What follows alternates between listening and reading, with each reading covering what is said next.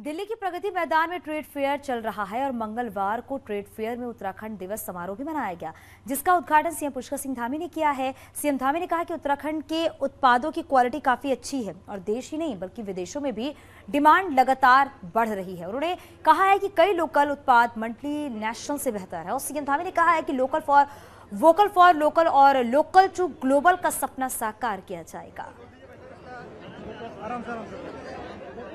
इस कार्यक्रम के माध्यम से उत्तराखंड के अंदर आज बहुत सारे उत्पाद स्थानीय हमारे समूह स्वयं सहायता समूह के द्वारा अन्य समूह के माध्यम से छोटे छोटे लघु उद्योगों के माध्यम से जो बनाए जा रहे हैं वो उनकी क्वालिटी और उनकी गुणवत्ता बहुत अच्छी है और साथ में पूरे देश में बहुत ज़्यादा पसंद किया जा रहा है। देश में ही नहीं बल्कि विदेशों में भी पसंद किया जा रहा है।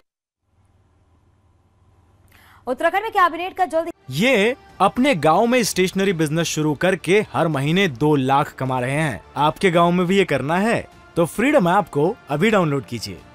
विस्तार हो सकता है और गुजरात चुनाव के बाद इसकी तारीख तय की जा रही है। अब नए मंत्रियों के साथ साथ ये भी तय होगा कि पुराने मंत्रियों में से किसे रखना है और किसे नहीं, जिससे मंत्रियों की टेंशन कई गुना बढ़ गई है।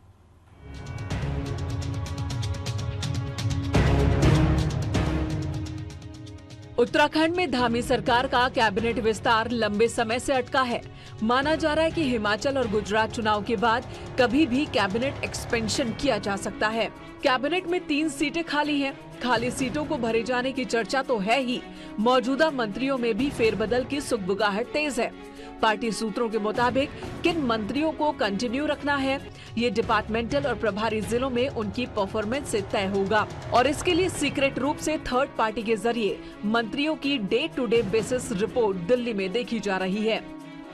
उसमें परफॉर्मेंस के आधार पर आगे क्या कार्यक्रम होगा, ये तो जो लोग उस काम को देख रहे हैं, प्रदेश अध्यक्ष जी हैं, मुख्यमंत्री जी हैं और केंद्र के लोग हैं, वही इसको बेहतर सोच भी रहे होंगे, बेहतर बता भी पाएंगे। सूत्रों के मुताबिक मंत्रियों की विभागों में पकड़, विभागों में नई इनोवेटिव स्कीम, जनता और कार्यकर्ताओं में पॉपुलैरिटी, प्रभारी जिलों में मंत्रियों के दौरों के आधार पर मंत्रियों की परफॉर्मेंस का आकलन किया जा रहा है। तो लगातार हर विभाग में हर एक मंत्री प्रयास कर रहे हैं और उसके परिणाम भी सामने आए हैं। आपने देखा होगा कि हरिद्वार के अंदर कभी भारतीय जनता पार्टी जिला पंचायत में नहीं जीतती थी, आज अधिकतम सदस्य हमारे जीते। 2 से 3 मंत्री ऐसे हैं जिनका ना पार्टी को आउटपुट मिल रहा है और ना ही सरकार को। दिल्ली से मंत्रियों की एक एक्टिविटी पर नजर रखी जा रही है। सही समय पर ग्रीन सिग्नल मिलते ही कैबिनेट की तस्वीर भी बदल जाएगी। देहरादून से न्यूज़ 18 के लिए सुनील नवप्रभात की रिपोर्ट।